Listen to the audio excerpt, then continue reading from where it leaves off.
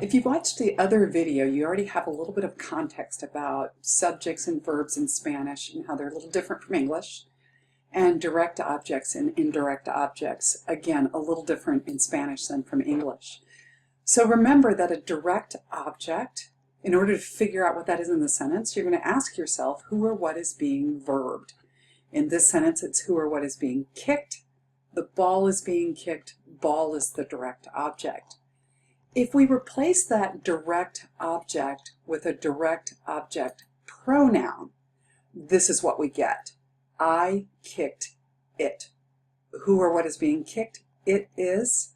How do I know what it is? Because I've been talking about kicking this ball in the conversation or in the paragraph before this moment.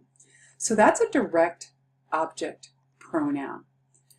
In English, the direct object pronoun comes right after the verb. So the ball, she kicked it, right after the verb. The soccer balls, they kicked them. Evidently, I was on a soccer kick when I was choosing these images. So in English, direct object pronouns come directly after the verb, just like direct objects do. In Spanish, though, we're going to see that it's a little different.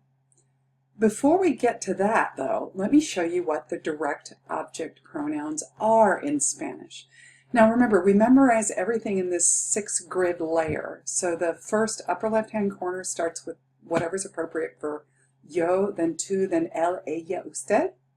Starting from the top on the right, nosotros, vosotros, ellos, ellas, ustedes. So that's how the grid is always going to be set up. You can memorize in that format. So in English, I is the subject. Me is the direct object pronoun. So in Spanish, it's going to be me. Remember, the E is pronounced like an A sound. For tú, it's te, lo, la, nos, os, and los, las. You have to memorize these, so be able to just write them down. If I gave you a quiz the next time in class, I would want you to be able to just list out these forms. Now let's take a look at where they're used. The question, el balón, and the ball, lo pateó. She kicked it. But look where the lo appears. It's before the verb, not after. So if you were translating this to English, it would be it, she kicked. Los balones, ellos los patearon. So literally this would be they, them, kicked. Or more colloquially in English, they kicked them. There are other places that the direct object pronouns can go in a sentence in Spanish, and I just want to show you one additional location for this very basic lesson in direct object pronouns.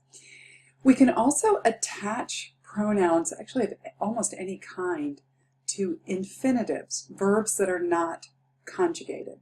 So in the sentence, ella va a patearlo, va is conjugated for she.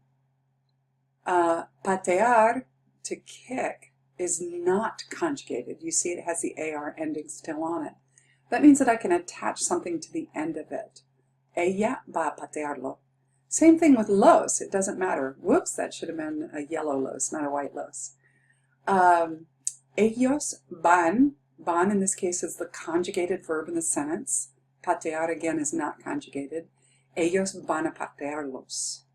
So the direct object pronoun is literally just physically attached to the verb. So that's a short lesson in how to use direct object pronouns in Spanish.